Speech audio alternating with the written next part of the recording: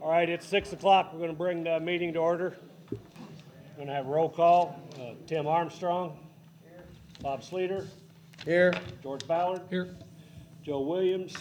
Not here. Kix Frudenberg. Phil Young, myself. Jim McDonald. Here. All right, everybody present except for Joe. We're going to have the Pledge of Allegiance. Gentlemen, take your hats off. I pledge allegiance to the flag of the United States of America and to the republic for which it stands, one nation, under God, indivisible, with liberty and justice for all. Thank you. Trust you've all had a chance to review the minutes of the last meeting. Unless there's any corrections or anything, I need a motion to approve those. So moved. All right, George made the motion. Do I have a second? I second. Bob seconded. All in favor, say aye. Aye. Opposed, same sign. All right, thank you. You've all got the claims in front of you. Also, the auditor's report. And trust everybody's had a chance to review the accounts payable voucher. Unless there's any questions or anything, I need a motion to pay those. I'll make a motion to approve. All right, George made a motion. Do I have a second? I'll second. All right, Bob seconded. All in favor, say aye. Aye. Opposed, same sign. All right, thank you. New business, Larry Mickle. Larry, your floor there. Give you 10 minutes there for your floor.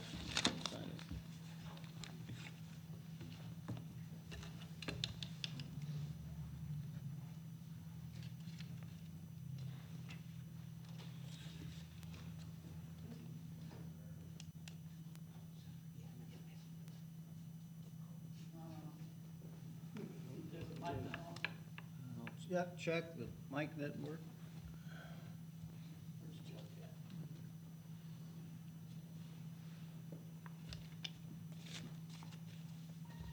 Testing.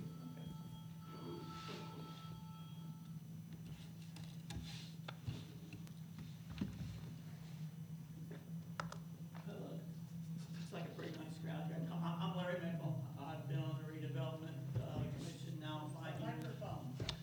Oh, not the microphone. I've been on the redevelopment commission 5 years, and it's probably been the most rewarding experience I've ever had in my life, besides my family and my farm. I learned a lot, and I went on the board not really knowing what I was going to do. I just told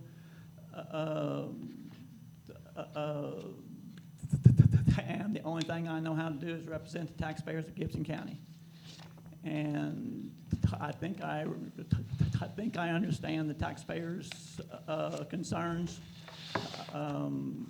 and I feel I did a pretty decent job of getting their point across. We've had some good times and we've had some bad times, and some of my proudest moments was we awarded senior citizens out here just down the road here $50,000 to put in a new air conditioner. They'd been out without, they hadn't had an air conditioner for over a year. And we spent $50,000 paving their street, paving their parking lot, so they could get their wheelchairs in through better. So I've had a good time. I've been aggravated, and I've been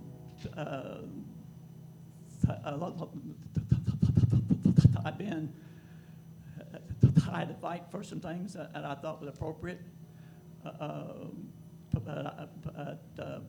We came up with a lot of good projects. What we're here to, what we're facing now, and the reason why, I think because I was let go and Mr. Frudenberg was appointed, was because I was trying to speak up for the taxpayers, and basically I got tired of it. But in other words, this resolution that they're trying to sign is the most important piece of paper and the most costly piece of paper up against the declaratory resolution the first time. It's the most dangerous and the most expensive piece of paper here that has ever existed in Gibson County. And I feel it's wrong. It's totally wrong. It not only provides infrastructure to Toyota, whatever their needs or whatever they want. There's also language here to purchase real estate. And I don't know why that exists. It says they can clear a site for our building. There shouldn't be corporate welfare in Gibson County. I know a lot of people that have expanded and wanted three-phase electric and natural gas and water, and everybody pays for their own. It's just you deal directly to the utility, and here we are trying to fund as infrastructure, and nobody else in the county does it. I had a gentleman tell me the other day he spent $350,000 to get sewer and water to his place of business. He started after he got removed through eminent domain, and he had to pay for all that himself. So that this should not be happening. And it shouldn't be the taxpayer's responsibility to provide that. It's just wrong. But this document, I gave you all a copy, and I marked it up a couple months ago. It doesn't allow for any pass-through or any money. It says it's going to be 100% capture for 25 years. Like the school corporations, they don't have a clue. They can't budget any expansion because they don't know what's going to happen from one year to the next. And county council, I've caught hell from county council. I work very closely with county council, and I've gained a lot of respect from them. And I thought, if I'm going to all these meetings, I need to stand up for the taxpayers at that too. And I've stood my ground with county council, and it was for the better, and they appreciate it. But I caught heck time and time again. There's no communications between redevelopment and county council and the commissioners. I tried my best to give them communications, and they say that redevelopment is overextending their power and are spending money that they shouldn't be spending. Well, I made some mistakes on what I said, but in other words, I said what according to Baker Tilly's illustration, 25% of the tax rate goes back to Gibson County. What either goes back to Gibson County or what doesn't go back to Gibson County, what don't go back to county council and the schools and what goes to schools is separate, but just county council, it will go back into the pool of the Gibson County taxpayers. And there's been a lot of misconceptions. I would like to know where this resolution came from, who started it, who okayed it. I've been on the redevelopment commission 5 years, and I got every minute there, and there is not one time that this was even discussed and brought about. How legal can that even be? When it talks about the the redevelopment commission says this, and we said that, and it wasn't even voted or discussed to even start.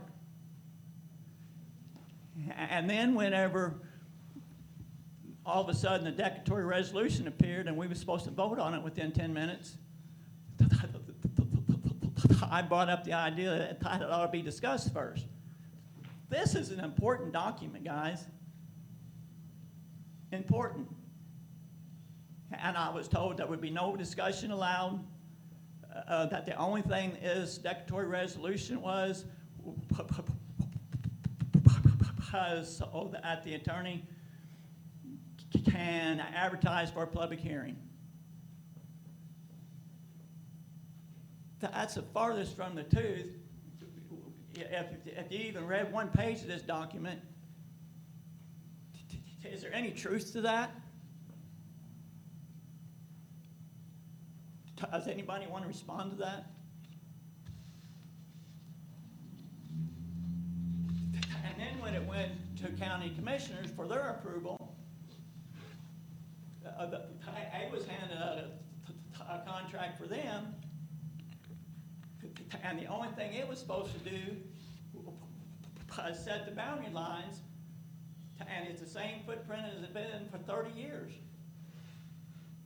And it was said 4 times, and the commissioner said, well, if that's, Mr. Lewis, I think, said if that's all it did, I make the motion to approve the declaratory resolution. The commission, the county redevelopment commission approved the week before without any discussion whatsoever. It should have been discussed for 6 months before, but it wasn't even on the agenda to say one word about it. How wrong can that be? And the commissioners said that they received a copy of the declaratory resolution, and they read it and they understood it, and the only thing it was to do was establish the footprint. Well, I've got a copy of that resolution here, and it doesn't even mention a footprint. It confirmed, it approved the declaratory resolution that the redevelopment commission had signed the week before.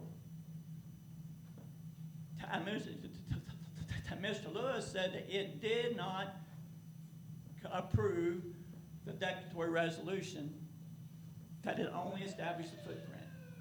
Somebody's misled. Guys, this cannot happen. It's too dangerous. So, everybody's put me on the spot. We got to find some way of paying for this infrastructure. In the past, our forefathers was very considerate, and it was a good venture. Toyota came in and became part of our taxpayers. So that. Need you to look at wrapping it up, Larry. Okay. So I came up with the idea.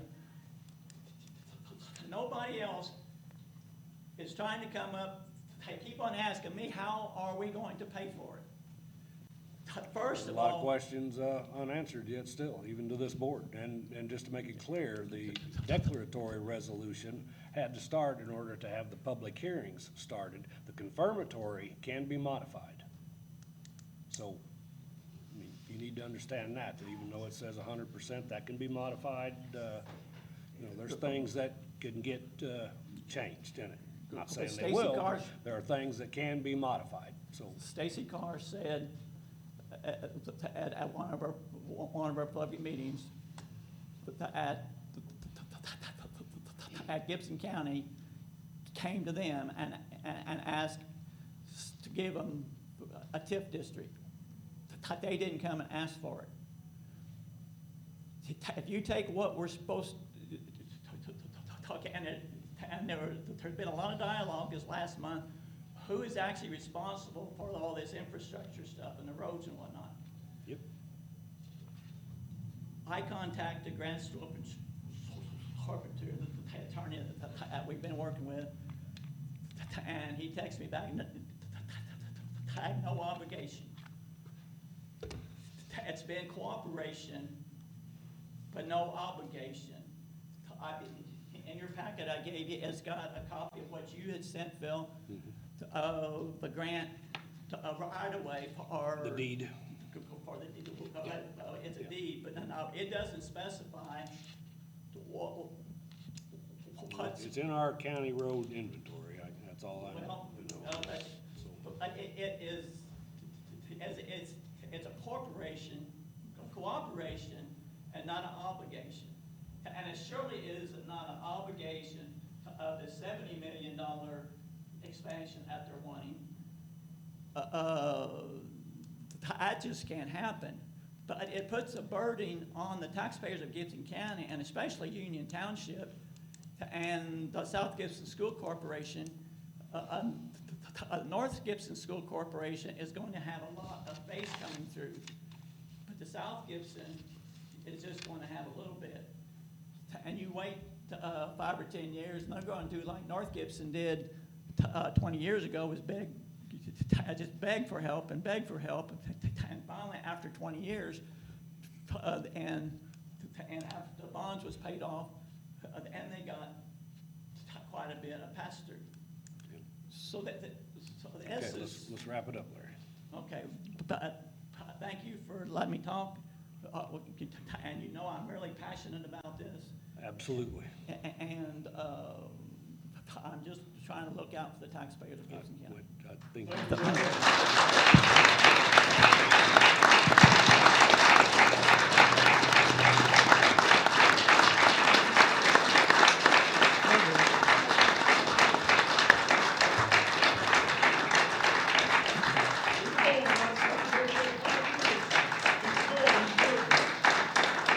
Appreciate your comments.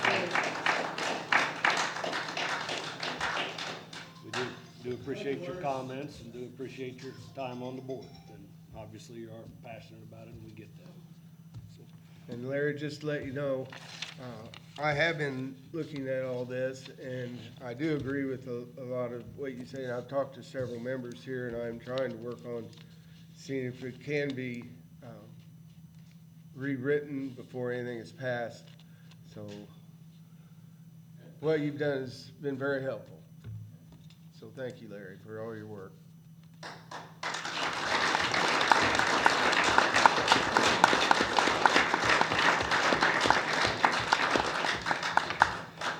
we do know where you stand on it. We appreciate it too. We do appreciate it. All right, next on the agenda, we've got the bid openings for the Commissioners project was awarded, the bids were opened. The commissioners awarded J.H. Rudolph for County Roads 350 East, County Roads 550 South, County Road 100 East, County Road 650 South, and County Road 175 East, all funded through the TIF. Could you go through those again? Thank you. And then Matt's here to talk about it. okay. Yeah, if you guys have any questions, I'll tell you the numbers. J.H. Rudolph was $2,033,148.28. E&B paving, $2,255,313.12. And David Enterprises, $2,668,300.45. So as law states, we have to go with the lowest responsible builder, which was J.H. Rudolph at the $2,033,148.28. So any questions on that project? That project's been on the books for Right. 4 years, so. Yeah. Will this wrap that up? No, Okay. there'll still be some more funds left. Still be- Okay. With the volatility of oil prices, we didn't go for the full amount based on the possibility of them coming in higher. So there'll be another smaller project to finish out. Or other roads could be addressed? Yes, there's some other roads to be addressed, Okay, yes. all right. Any questions on that one? Nope, Thank you. not here. Thank you. All right, here we have to announce our pass-throughs for ViewTech in the Owensville TIF districts. Jim, I'll turn it over to you here. In accordance with the Indiana Code, the redevelopment commission has to notify the underlying tax distribution areas by June 15th, 2026. And the pass-through for Owensville and ViewTech is 100%, 100%, 100% Okay. to pay for the bonds. Bonds, yeah. So it'd be a capture, 100% capture on pass-through. Do we need a motion for that? Need a motion to approve, and then you send these letters to the underlying tax districts. Okay. Do I have a motion for both of those? How long have those been in existence? Any idea? Owensville, about 8 years, I think. And, ViewTech is the project where the TIF area paid for the sewer running to Fort Branch. So it's town. And that's the town- ViewTech. Town of Fort Branch. That's the gets that. ViewTech on the west side of 41, right? That's right, yeah, And then the Owensville one is the South Gibson coal mine. that's right. Okay.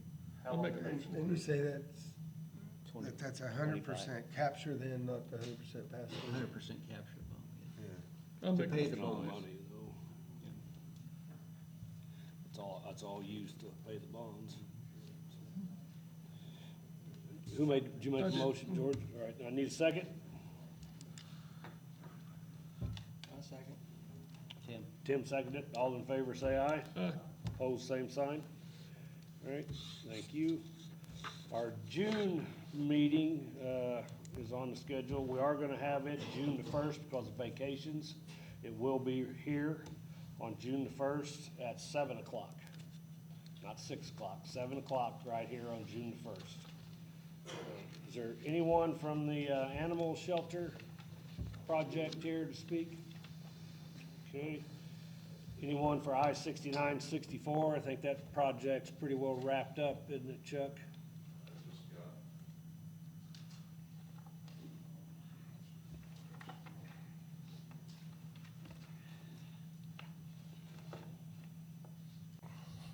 Did you hide the button?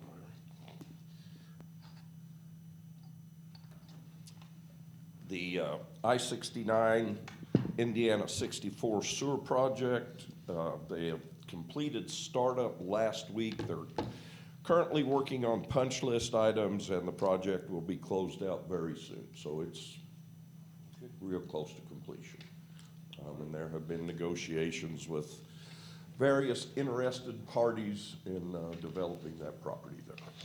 So what, Nothing concrete yet, but several discussions on the table. so what did they do out there? The county used TIF money to put a lift station in at 950 East and Indiana 64 to provide sewer for that intersection. It's a forced main going to the city of Francisco's sewage disposal facility. And when everything's all said and done, the city of Francisco will own it, and they will profit from the sewage that they treat. So there was also a water project done by Gibson Water several years ago with a standpipe put in and mains extended and various things to. They put in the tower that's there. Yeah, to also support future development in the East Gibson area. And who all is going, just that intersection, the one that's going to be connected to it, or is there a place for like housing or something that could be? Potential for all kinds of things. There's been discussion with businesses. There's been discussions about combination businesses and housing, businesses and apartments. So it's there for whatever wants to hook. Is it gonna be, I'm just curious if it's been set up so that if you do get all this new business or houses, is it gonna overwhelm Francisco's at any certain time, or? No, that was all looked into before. They have capacity to handle whatever's done out there, so yes. Those casings that sewer line's gonna go, it actually goes under the, it was put in before the interstate was built. Yeah. They had enough foresight, Francisco did, with their sewer plant. They felt like there would be, that would be an area that would eventually develop there. It's I-69, State Road 64. So when they rebuilt and increased their sewer capacity at Francisco Sewer Plant, they went ahead and run casings underneath I-69 while they were building it. Yeah, Saving in them a bunch of preparation money for and future put that things. sewer so it would be there on the east side. Right. And that's where all the development probably more likely is gonna be, on the east side of that intersection. But So they it were- opens up Here's all some good kinds of ideas. possibilities out there. Thank you, George. Yeah. So, Thank you, Okay. Chuck. Thanks, Chuck. Is there anyone from the South Gibson Teen Center here to speak about that project? I'm on the board, but I really don't have any updates. I know they were installing final showcases and cabinets and stuff like that, but I don't know if it's 100% yet or not. Okay. That's Getting all I- close to finishing up? Getting close to finishing up? Can't answer that, Jim. It's looking solar pretty good there. Do you know anything about the solar? I can't answer that Okay. either. Larry, you Okay, and know? if anybody's got any questions, remonstrance, or anything like that, they can send letters to the attention of the GCRC, which is Gibson County Redevelopment Commission Secretary, and to this address, 107 South Hard Street in Princeton, Indiana, 47670. So if anybody has any questions. And like I said, the next meeting is June the 1st here, 7 o'clock. Yes, Larry? I started to tell you what my plan was. Can I have a couple more minutes? I'll give you 2 minutes.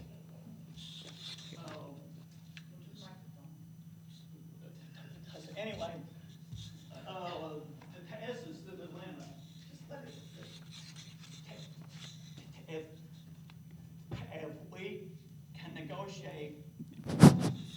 If we can negotiate, with Toyota and find some way of turning this as infrastructure stuff over to Toyota so that they can decide what they want. It's basically the motion that I made 2 months ago. So I thought up the idea, do you know the rule of 72? Yes. Okay. The rule 72 says that if you take like $10,000, and I brought up the idea of take $10,000 and give Toyota a $10 million tax abatement the first one time, or divided up, so that they get $10 million to invest. And they are pretty smart people. They might even be able to grow that at 15%. But that's a good chance that they can grow that revenue at 10%. So the rule of 72 says at 10% to growth, it takes 7.2 years to double. So in 7.2 years, it'll be 20 million. In 14.4 years, it'll be 40 million. In 22 years, it'll be 80 million. In 30 years, if they don't spend some of it, it'll be 160 million. And if they can generate 15%, it could be 320 million. So I would eliminate all this county council fussing that you guys are overspending and not spending it right. To eliminate all the headaches, it would eliminate all the uncertainty for 25 years. And it would let Toyota do what they want to do. At that point, they can fund anything they want to just from this $10 million seed money. Thank you. Okay, well, thank you.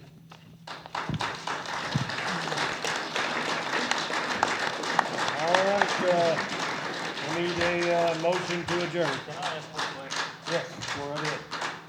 So, I mean, I'm new to this, and most of what I have learned is from Larry, and I'm very grateful for him educating me on a lot of it, but, so who did establish the declaratory resolution?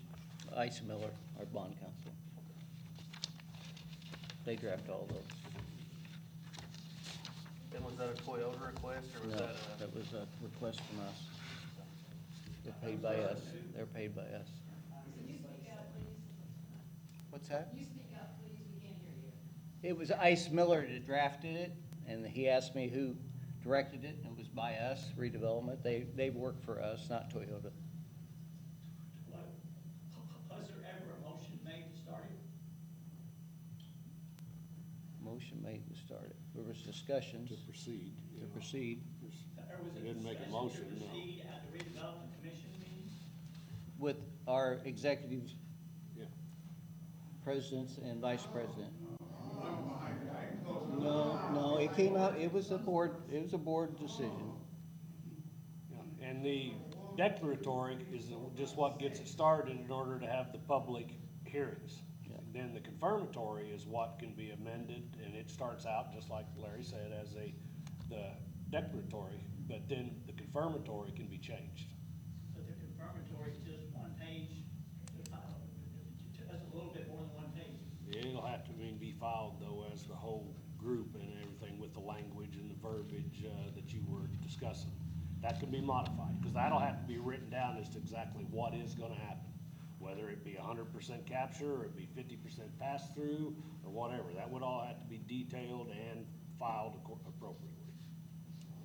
2 out of 6 or 3 out of 6 makes the decision? Well, two of us would make the original decision to start it, the vice president, myself, and the attorney.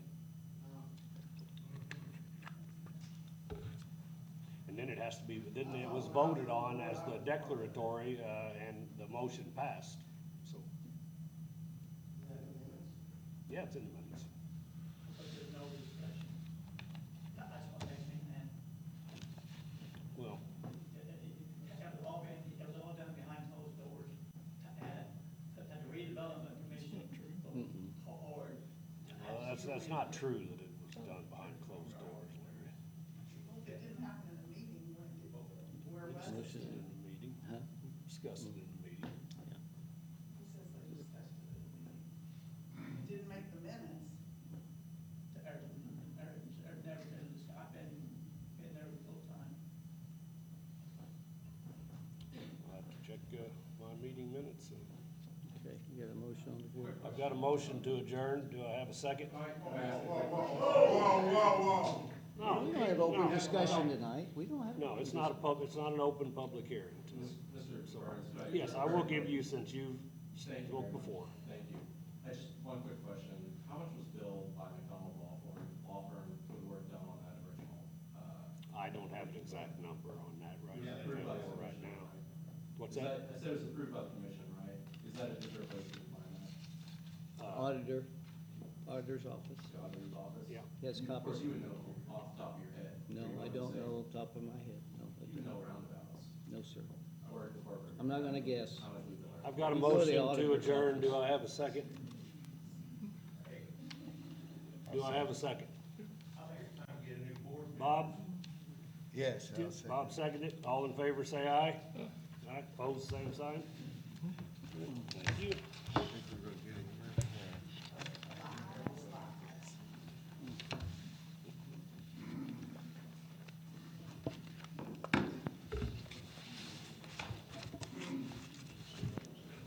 You have to hold it. That's right. Number